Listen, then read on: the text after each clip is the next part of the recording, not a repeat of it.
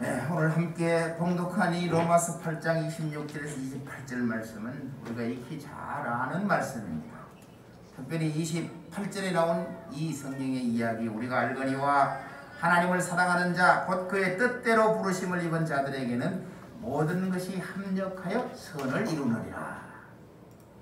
제가 늘 성경을 다시 보면서 생각한 이야기가 그거였습니다. 예수 믿으면서 설교를 들으면서 설교를 하면서 이 성경의 말씀이 과연 제가 지금까지 듣고 배웠고 알았던 그 말씀이 이 성경의 말씀일까? 이제 목회자가 되고 나서 설교를 할 시간이 많아지고 성경을 연구할 시간이 많아지고 성경을 가르쳐야 될 시간이 많아질 때마다 점점 고민은 많이 깊어져 갑니다. 그래서 어떨 때는 한 구절을 가지고 일주일, 2주일 계속 생각할 때가 있어요. 모든 것이 합력하여 선을 이루느니라. 얼마나 좋은 이야기입니까? 그것도 하나님의 뜻대로 부르심을 입은 자들이 모든 것이 합력하여 선을 이룬다. 이렇게 성경이 되어 있으니까 제가 그동안 제일 먼저 하는 게 뭐예요? 예배드리면서 들었던 것이 제일 먼저 생각나는 거예요. 배웠던 것이 제일 먼저 생각나는 거예요.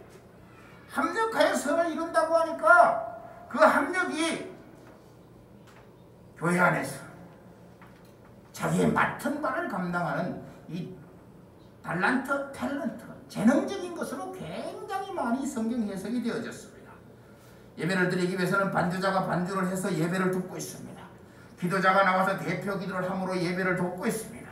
헌금 찬송을 통해서 헌금 특송을 통해서 예배를 돕고 있고 헌금위원이 또 예배를 돕고 있습니다. 큰 교회 가면 또 안내자가 나와서 안내를 하면서 교회를 돕고 있습니다. 또 뭐예요? 주차장 관리하시는 분들은 차량 정리를 열심히 더우나 추우나 간에 주차 관리를 하면서 돕고 있습니다. 제일 힘든 게 뭐예요? 화장실 청소라고 말하죠. 뭐 저희 교회는 화장실이 조그마하니까 누가 청소하는지 아직 제가 잘 모르겠어요. 화장실 청소를 소리 없이 열심히 하는 사람도 교회에서 봉사를 하기 때문에 돕고 있습니다. 그래서 섬기는 자는 섬기는 일로, 권위하는 자는 권위하는 일로, 성경에 말하는 것처럼 직분이 나눠져서 섬김을 통해서 합력하여 선을 이루어 간다. 이 이야기를 제일 많이 들었어요. 교회가 크면 클수록 그런 설교를 더 많이 합니다. 왜? 교회가 나아가는 데에 협력 없이는 교회가 세워지지 않고 그 협력을 통해서 교회가 부흥해 가기 때문에 교회 내에서의 협력을 많이 강조합니다. 그래서 이 구절을 해석할 때 모든 것이 합력하여 선을 이룬다 하면 교회에 와서 자기 맡은 바를 열심히 봉사하는 것이 하나님의 뜻을 이루어가는 것이다. 이런 재능의 기부를 통해서 협력을 통한 구절로 많이 이해했습니다. 그렇다면 저희처럼 작은 교회는 어떡할까요? 뭐 섬길 수 있는 분야가 한정이잖아요. 네, 섬길 수 있는 분야가 한정. 그럼 작은 교회는 이 말씀에 해당하지 않을 수도 있어요. 더 작은 교회는요. 제가 다니면서 세 사람을 놓고 70분 동안 설교한 적이 있습니다. 아버지와 아들과 자녀 세 사람. 근데 그분이 저를 초청했어요. 선교사님 오셔서 선교 보고도 해주시고 말씀을 전해주세요. 그러니까 세 사람이에요.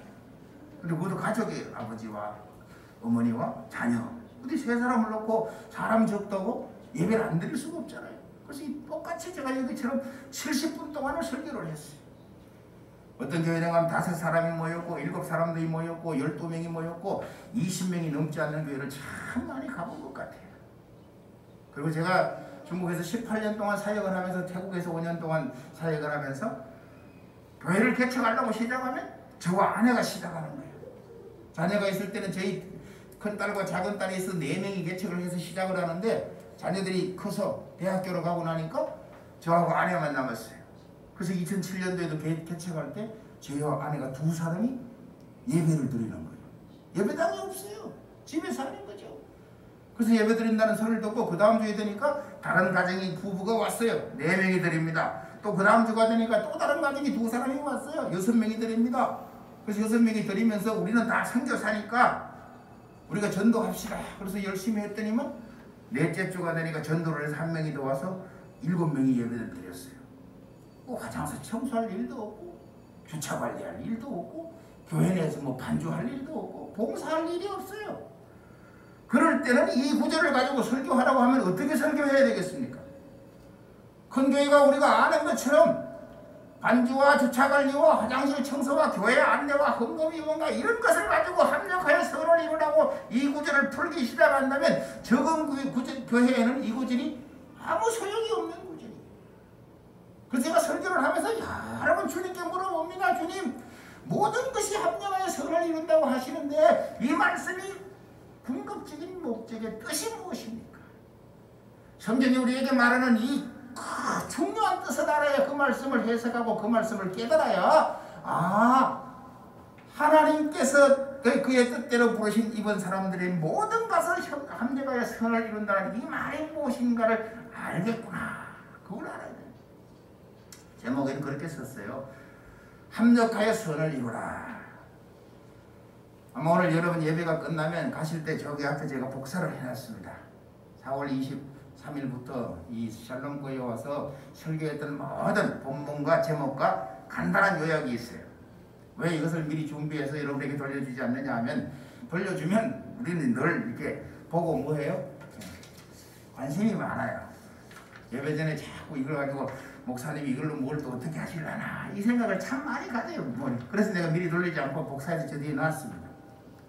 오늘 본문의 요점만 말씀을 드리고 이 이야기를 조금 할 텐데, 읽었던 26절에 돌아가서 보면 성경은 이렇게 말합니다. 이와 같이 성령도 우리의 연약함을 도우시나니, 성령님이 하나님이시고 하나님이 예수님이시고 예수님이 성령님이시고 삼위일체는 말이 혼동이 되든 어떻게 되든 하나님이 곧 예수님이시고 예수님이 곧 성령님이시고 성령님이 곧 예수님이시고 성령님이 곧 하나님이시라고 말해도 아무 문제가 안 돼요. 왜? 하나님이 성령님이시니까. 성령님이 하나님이시니까. 예수님이 곧 성령님이시고 성령님이 곧 예수님이시니까. 삼위일체는 앞으로 끼거나 뒤로 끼거나 어떻게 해석하든 간에 철학자, 신학자들은 뭐 다른 소리 하지만 상관은 다 이코로. 하나님과 예수님은 이코로, 예수님과 성령님은 이코로 똑같다 소리요. 100%. 그러나 용어만 조금씩 달라서 이해하는데 차원에만 조금 보탬이 필요하지, 그렇게 묘사하는 데는 아무 잘못이 없습니다. 그 성경은 그렇게 말해요. 성령님이 우리의 연약함을 도우신다. 그럼 누가 도와요? 예수님이 도우시고 하나님이 도우신다는 거예요. 우리의 연약함이 뭐예요? 이 연약함이라는 걸 알아야 돼. 육체적으로 연약해서 우리를 연약하다고 말했을까요? 세상 말로 정신적으로 연약해서 우리가 연약하다고 말했을까요? 해석이라는 건 매우 중요합니다. 육체를 연약한다고 하면 장애인이 연약한 거죠. 하나님이 장애인만 도와요? 그렇지 않습니다. 아무리 건강해도 연약하다고 말씀하시면 도우시는 거예요. 뭐가 연약해서? 정신적으로 연약해서 하나님이 도우신다고요? 그런 해석 많습니다. 자, 정신적으로 건강하고 연약한 거 믿는 사람만 있습니까? 아니죠. 믿지 않는 사람도 있잖아요. 여기서 성령님이 우리의 연약함을 도우신다는 이야기는 믿는 사람들의 연약함을 도우는데, 연약하다는 말이 뭔가 이걸 알아야 돼요. 성령님이 우리의 연약함을 도우시면 우리가 뭘 연약해요? 말씀을 모를 때는 연약하다고 말하지 않아요. 모르니까.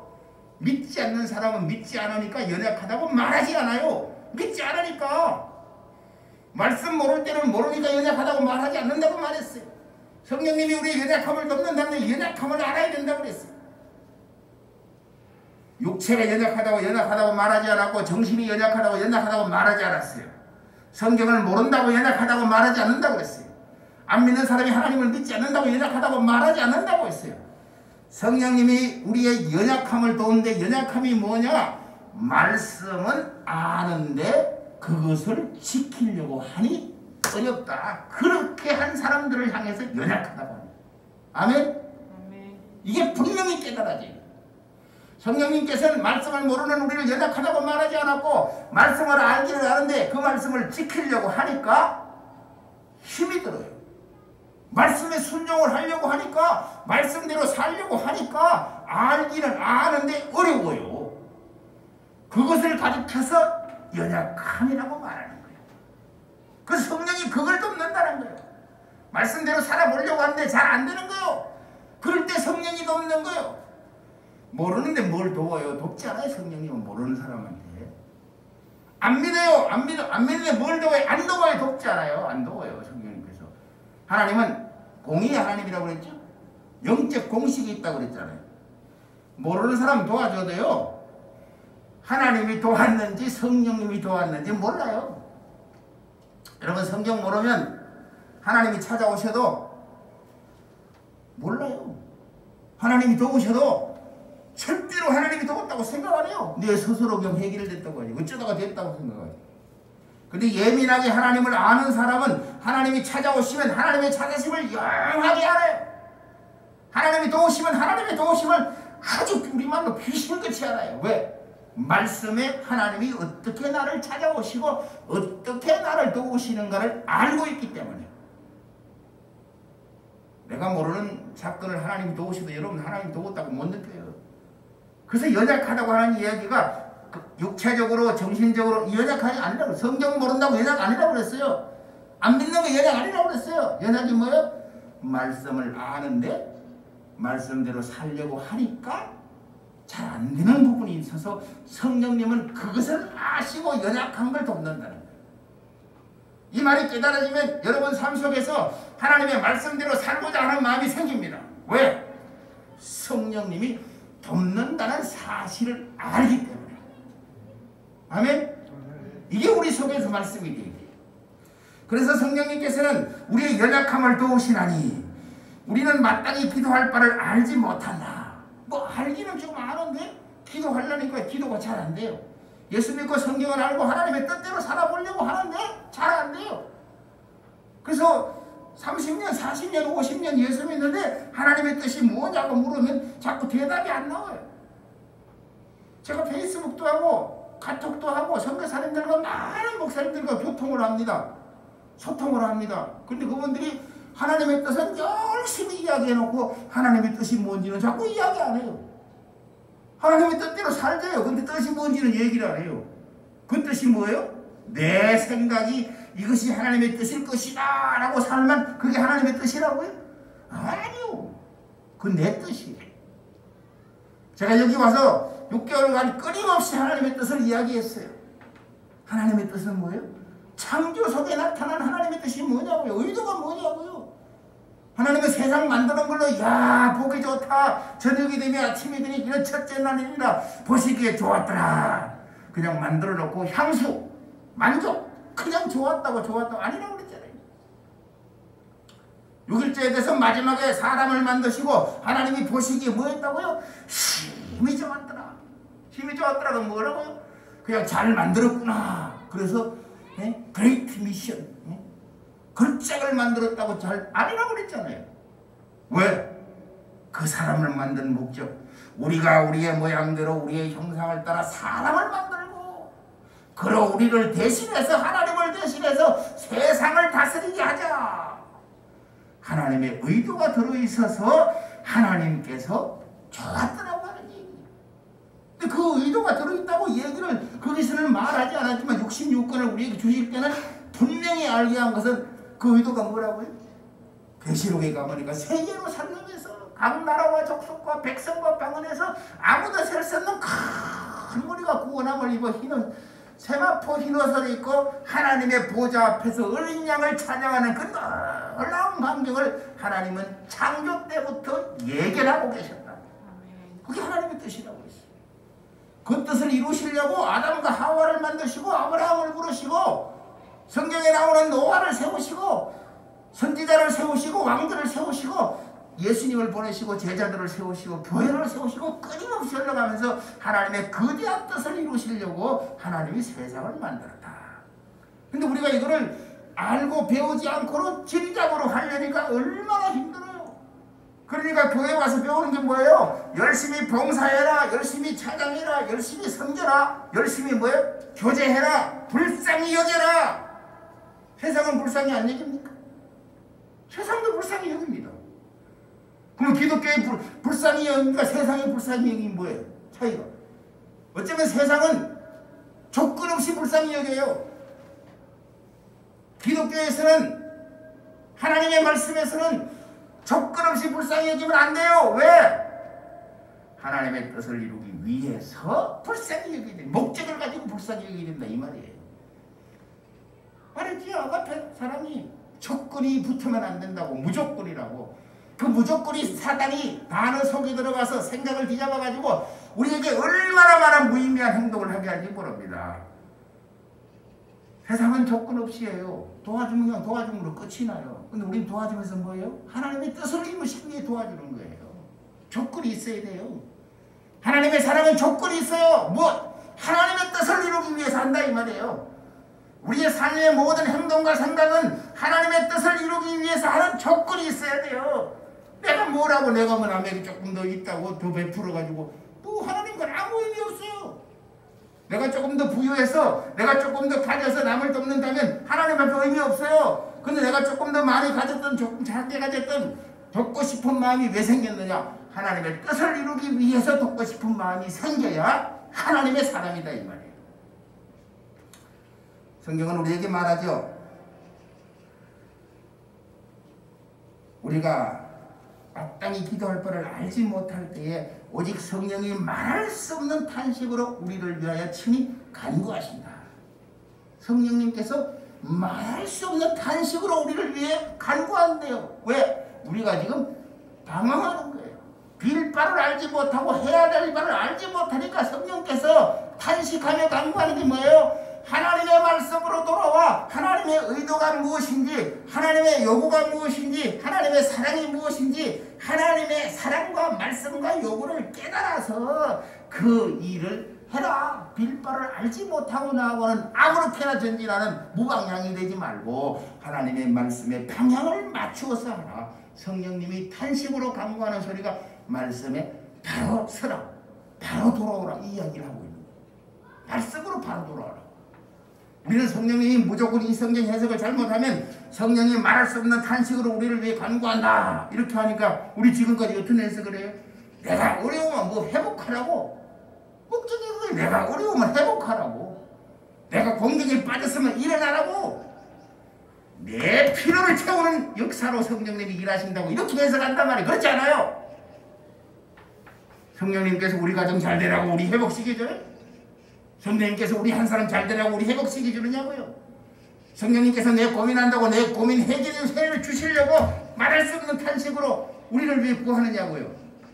성령님이 나를 위해 존재해요? 성령이 그렇지 않아요. 절대 그렇지 않아요. 성령님이 말할 수 없는 탄식으로 간구한다는 소리는 갈 바를 알지 못하고 성경을 알지 못하고 무지하게 헤매는 너희들아 하나님의 말씀을 깨닫도록 돌아오라고 하나님의 말씀에 초점을 맞추시고 탄식하며 간구하시지, 우리의 연약함을 돕는다고 우리 육체적으로 경제적으로 환경적으로 어려운 거 이거 해결하고 이러시라고 아니에요. 목적은 그거 해결하는데 뭐라고요? 하나님의 뜻을 바로하라. 하나님께로 돌아오라는 거예요. 이 말씀이 우리 속에서 있어요. 이 해석이 우리 속에 27절에 마음을 살피시는 이가 누구예요? 하나님이잖아요. 말씀합니다. 성령의 생각을 아시나니. 하나님이 성령 잘 알죠? 성령이 아니고서는 하나님의 깊은 것이라도 알 수 있는 자가 없다. 성령은 하나님의 깊은 것이라도 통달하는 하느니 사람의 속 외에 그 사람 외에 사람의 속을 누구 알래요? 성령이 하나님의 속이니까 하나님의 깊은 모든 것을 아신다고 고린도 후서에서는 말하고 있어요. 이 성경에서 말하잖아요. 하나님 마음을 살피는 이가 성령의 생각을 아시나니. 성령이 하나님의 뜻대로 성도를 위하여 간구하십니다. 성령이 하나님의 뜻대로 성도를 위하여 간구한다. 하나님의 뜻대로 하나님의 뜻이 바로 알아지도록 성령이 간구한다는 거예요. 성경을 통해서 하나님의 말씀을 바로 알라. 바로 알았으면 이 말씀에 내 인생을 걸어라. 오늘도 차에 오면서 김정자 권사님하고 이런저런 얘기를 많이 했어요. 네, 무슨 얘기? 김 권사님 그러시는 게 목사님 내가 이런 얘기하면 어쩔지 모르는데 죄송해요 이런 얘기해서 아유 교회 너무 미친 사람은 젊어서부터 교회 너무 열심히 한다는 거예요. 돈 생기면 다 갖다 바치고 없는 거 카드로 돈 내고 보내 할 수 있죠. 열심히. 저 그랬어요. 장로님, 권사님, 집사님 우리 성도들도 열심히 있고 열정 있고 하면 할 수 있어요. 좀 더 남보다 좀 더 하는 거잖아요. 남보다 좀 더. 근데 왜 그런 얘기했어요. 자랑하는 게 아니고 권사님 제가 선교사로 30년 살아오면서요, 헌금을 남보다 더 많은 한 게 아니고요, 제 인생을 드렸어요. 30대부터 60대까지 32년 세월에 제 인생을 드렸어요. 뭐 보상 요구하지 않아요. 제가 친구들 주변에 보면 35년 동안 결혼해서 열심히 사는 사람은 50억 버는 친구도 있고 30억 버는 친구도 있고 못 벌어도 20억은 벌었어요. 왜 시대가 그렇게 지나갔습니까? 저도 표현하자면 그래요. 저도 능력이 있어가지고 선교사 하기 전에 한 달에 500만 원, 800만 원 월급 많이 받았어요. 사업해가지고 다 접었어요. 왜? 복음 위에 살겠다고 인생을 드렸어요.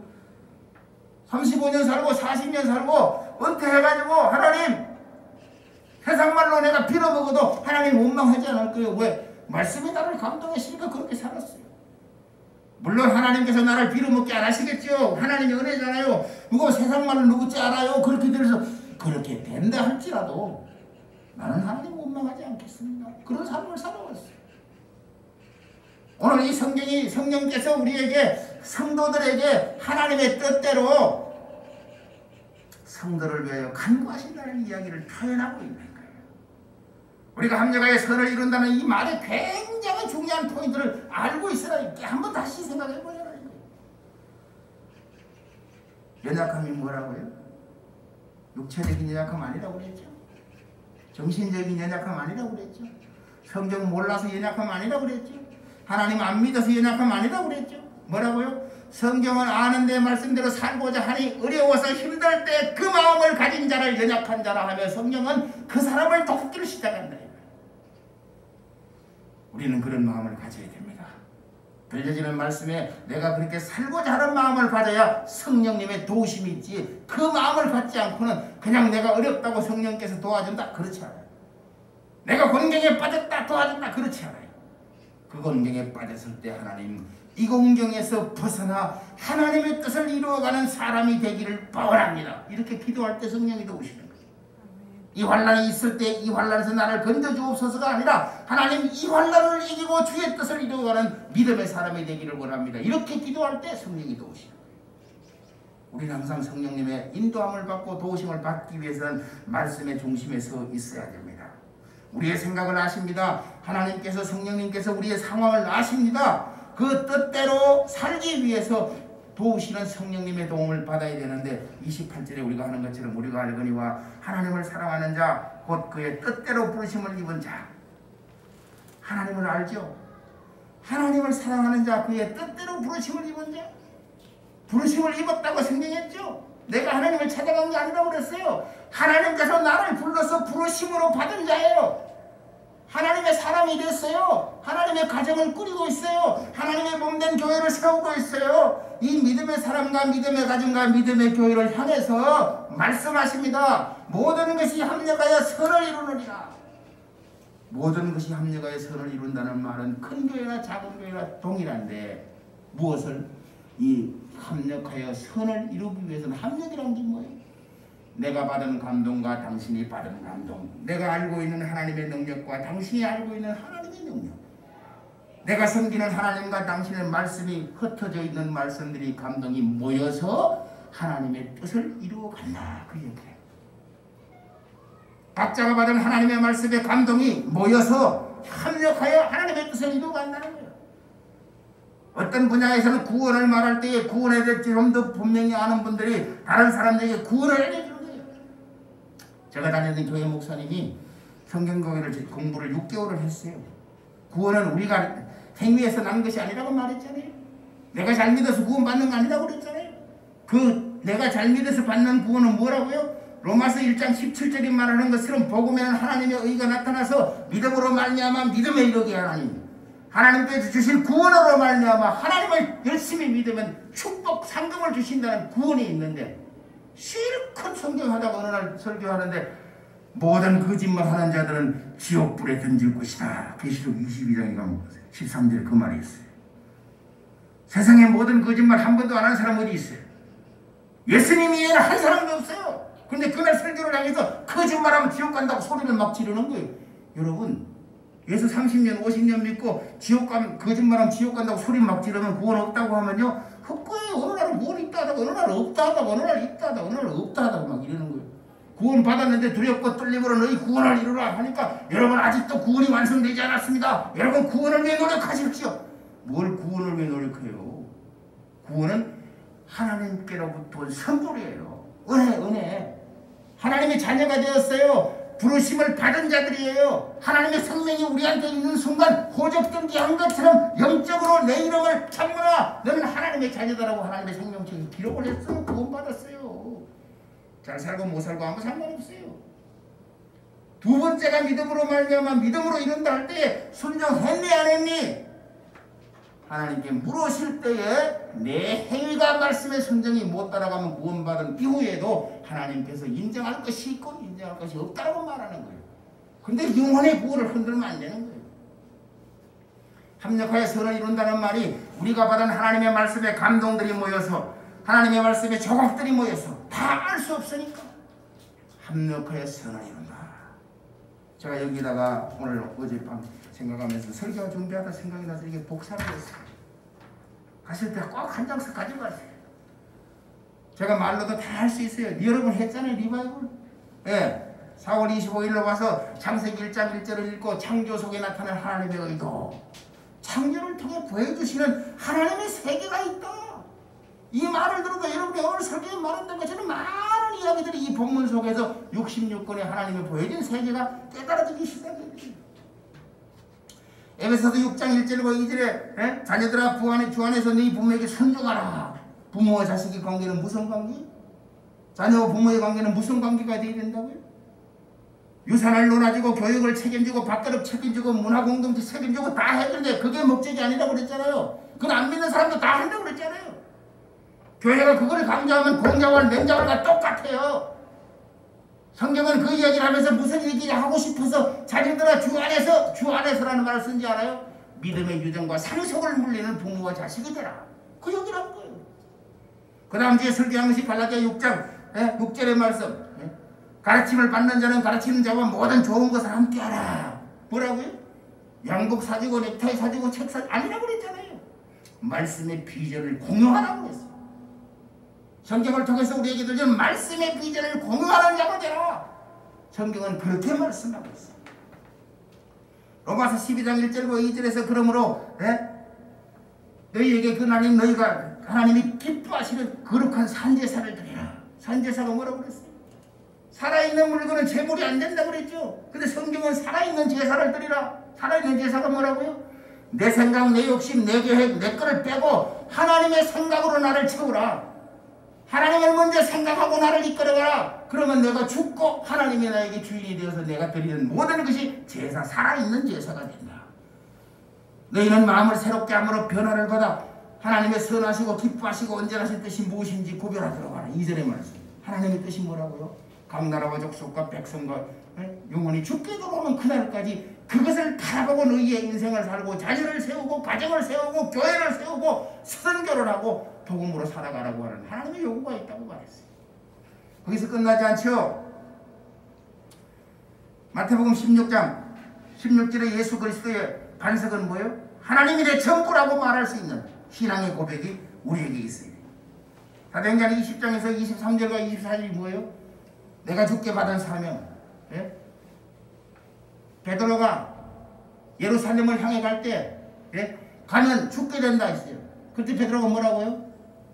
내가 주께 받은 사명을 복음 전하를 하는 일에는 내 생명을 조금도 귀한 것으로 여기지 않는다. 주께 받은 사명. 목숨을 다투고 바꿀 만큼 하나님의 사명을 깨닫고 받았느냐고 물어보는 거예요. 어떤 사람은 뭐 그거 아무나 합니까 하죠. 말씀을 깨달은 사람은 아무나 합니다.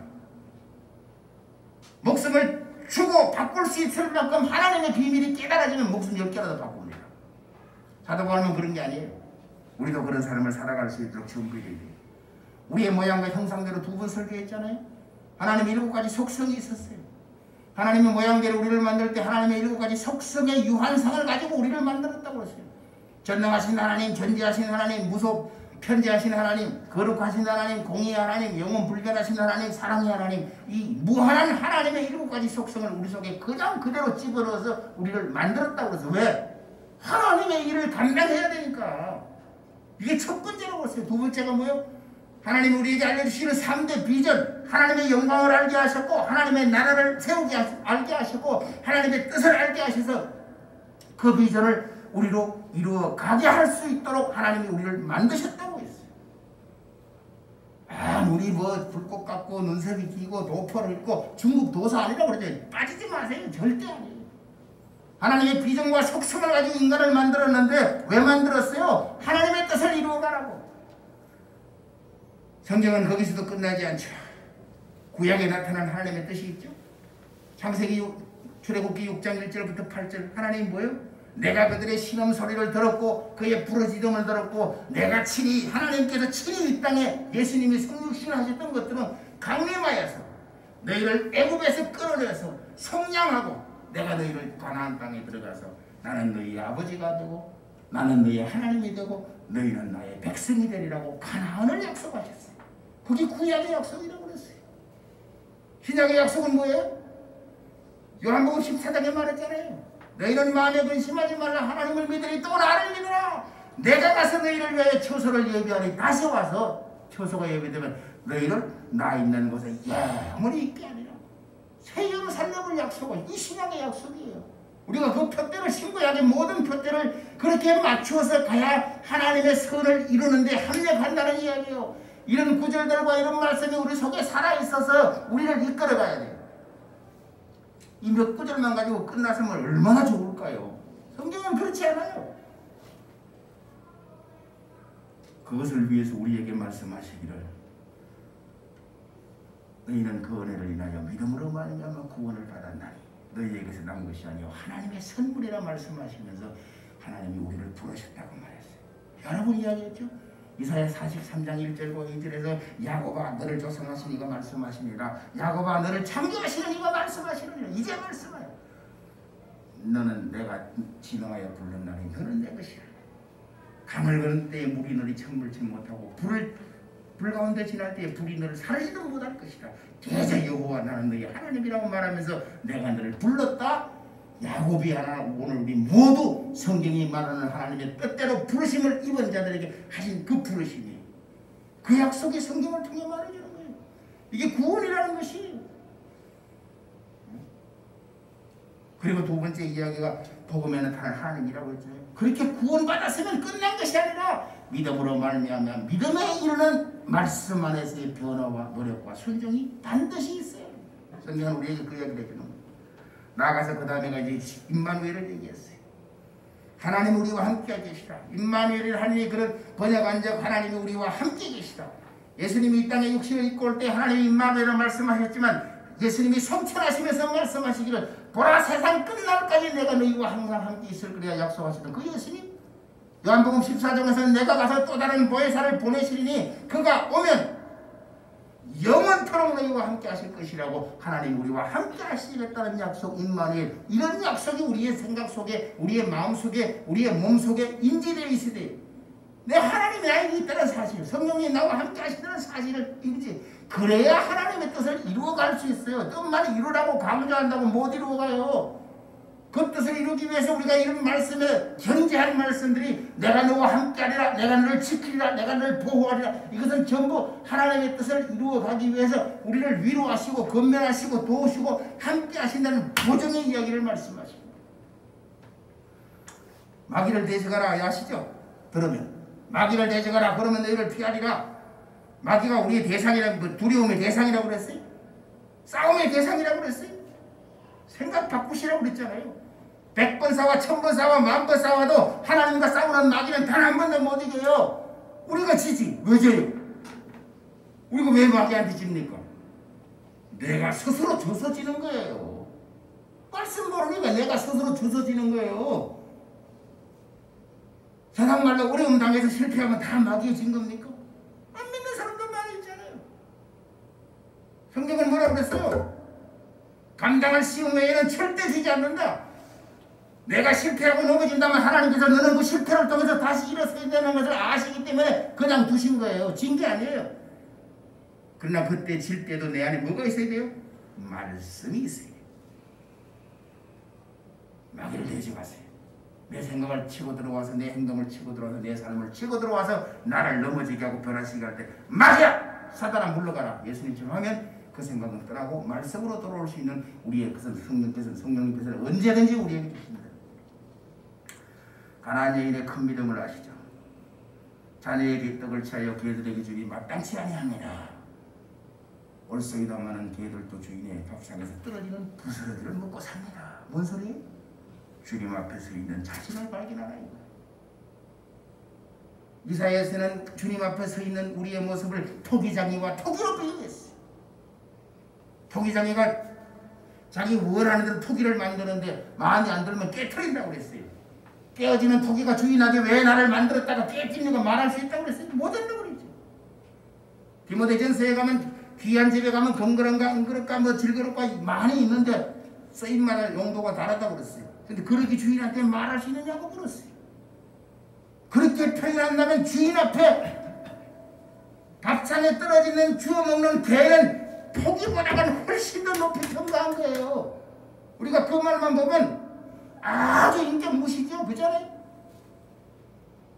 자녀의 떡을 채여 개들에게 던짐이 마땅치 않으니라. 이 예수님의 이야기를 그냥 그대로 우리가 세상 요즘 표현을 하면 인격 무시 고발 100번도 더 했을 거예요. 그잖아요 예수님. 근데 그 여자가 뭐라고 했어요? 올소이다. 개들도 주인의 밥상에서 떨어지는 부생이를 먹고 산다는 이 고백이 뭐라고요? 주님 앞에 서 있는 자신을 발견하는 거예요.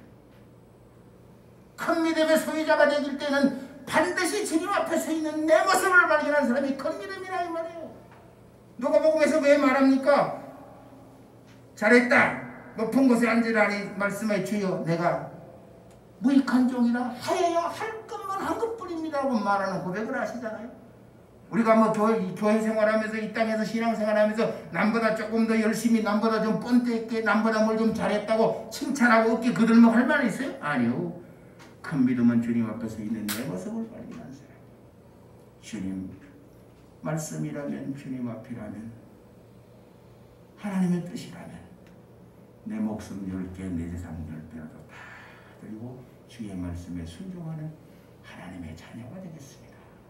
이 마음이 준비된 사람을 성경에서는 큰 믿음, 그것을 보시면 예수님께서 말씀하시기를, 성령이 말씀하시기를, 하나님이 말씀하시기를 내 믿음대로 되라. 그거 할 때 살을 옮길 만한 믿음이 있고 믿는 자에게는 능치 못함이 없다는 이야기가, 너희는 먼저 그의 나라와 그의 의를 구하라 그리하면 이 모든 것을 더하시리라는 약속의 말씀이 그에 응하여졌다는 사실을 믿으시기 바랍니다. 하나님은 언제나 우리를 통해서 하나님의 역사를 이루어가기를 원하십니다. 계속해서 설교가 다음부터 이어지겠지만 하나님께서는 사람을 통해서 일하십니다. 창세기 1장에 나타난 6일 동안의 창조 위에는 하나님께서 단독으로 일하지 않으셔요. 사람을 통해서 일하셔요. 미스바에서 미디안에서 전쟁할 때 18만 7천의 블레셋을 죽일 때도 여호와께서 어떻게 하시는가 보라. 이스라엘 백성을 세워놓고 하나님이 하룻밤새 18만 7천 명을 다 쳐 죽입니다. 홍해를 가리면서 물을 건널 때도 모세에게 말합니다. 여호와께서 너희를 어떻게 구원하시는가 보라. 사람을 세워놓고 하나님께서 일하십니다. 혼자 하시는 건 창세기 1장에서 끝났어요. 오늘 66권의 6천년의 세계 속에 하나님은 믿음의 사람을 통해서 하나님의 역사를 이끌어간다는 사실을 기억하시기 바랍니다. 아멘. 오늘 저와 여러분들이 믿음에 굳게 서서 하나님의 말씀에 하나님의 뜻을 이루어가는 사람들이 되기를 원합니다. 합력하여 선을 이루라는 이 말씀이 하나님의 말씀들이 모여서 선을 이루어가라. 그래서 교회에서는 예배가 필요합니다. 하나님의 선을 이루기 위해서 예배 속에 우리가 함께 말씀을 공유하기 때문에, 그래서 때로는 교제가 필요합니다. 교제 속에서 내가 만난 하나님을 경험을 이야기하면서 함께 선을 이루어갑니다. 말씀의 교육이 필요합니다. 교육을 통해서 모르는 것에는 성령님이 감동 주지 않지만, 도울 수 없지만 알고 있는 말씀이라면 그 말씀의 성령님이 우리의 연약함을 도우신다고 말씀했으니까 말씀의 교육을 통해서도, 교제를 통해서도, 봉사를 통해서도 여러 많은 분야에 언제나 하나님의 말씀이 중심이 되어서 그 말씀 속에 성령이 도우시는 것을 통하고 말씀들이 모여서 합력하여 선을 이룬다는 사실을 기억하시고, 이 한 주간에도 말씀이 여러분을 이끌어가서 여러분 한 사람을 바로 세우고 주위에 있는 또 다른 한 사람을 바로 세우며 선을 이루어가는 또 한 주간의 삶이 되시기를 주의 이름으로 축원합니다. 아멘.